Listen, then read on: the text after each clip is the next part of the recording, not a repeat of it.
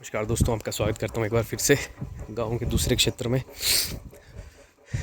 क्या है कि हम उस सीवरेज प्लांट के मैटर में देखने गए थे। अब आप देखिए कि इतने सुंदर खेत यहाँ पर हैं।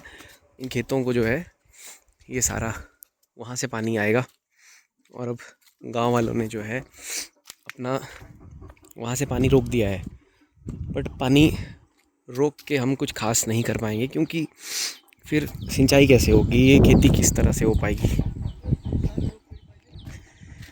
इतनी सारी ज़मीन है, अब इस ज़मीन में सीवरेज का पानी मतलब उसकी ट्रीटमेंट के ऊपर हम संदेह नहीं कर रहे हैं कि ट्रीटमेंट कर रहे होंगे, बट अब संदेह हो जाता है क्योंकि आप देखिए सीवरेज के टैंक्स लीक कर रहे हैं, ट्रीटमेंट से पहले वो लीक कर रहे हैं। तो इस तरह की जो हरियाली खूबसूरती आप देख रहे हैं फिर वो तो नष्ट होगी, उसका इम्पैक्ट तो पड़ेगा ही पड़ेगा।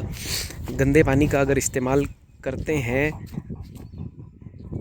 सिंचाई में तो फिर फसलों पे भी उसका अच्छा खासा इम्पैक्ट रहेगा, क्योंकि भारत की जो नदियां हैं वो लगभग गंदी हैं।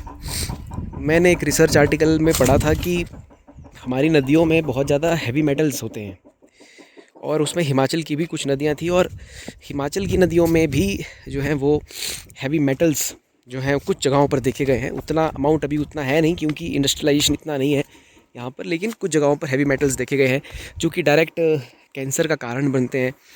दूसरी चीज़ क्या है कि सीवरेज को अगर डायरेक्ट पानी में डाला जाए तो कॉलीफॉर्म करके एक बैक्टीरिया होता है जो कि बहुत ज़्यादा खतरनाक, घातक, प्राण लेने वाली बीमारियां करता है। अब ये इतना खूबसूरत क्षेत्र, यहाँ पर खेत जो हैं वो हरे भरे, अब इस क्षेत्र में हम नहीं चाहते कि इस तरह का कोई गंदा पानी आए। सीवरेज का प्लांट आपने बनाया है तो डेफिनेटली आपको उसका उचित जो है वो प्रबंध भी करना चाहिए। ये सारी खूबसूरती को नष्ट करना मतलब कहाँ तक उचित है। ये देखिए दोस्तों, इस नदी में ऊपर से वो पानी आ रहा है। अब यहाँ तो आपको थोड़ा पानी साफ़ लगेगा, लेकिन मिलावट तो हो ही चुकी है उसकी इसमें। तो ये गंभीर समस्या है जिसे आप लोगों के बीच में मैंने रखा। सो कोशिश करेंगे हम कि इसको हम सॉल्व कर पाएँ किसी हद तक।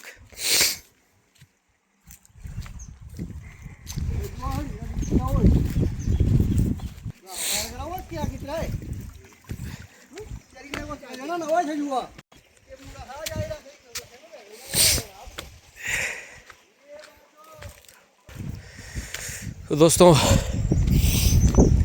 इन्हीं बातों के साथ और इन्हीं खूबसूरत नज़ारों के साथ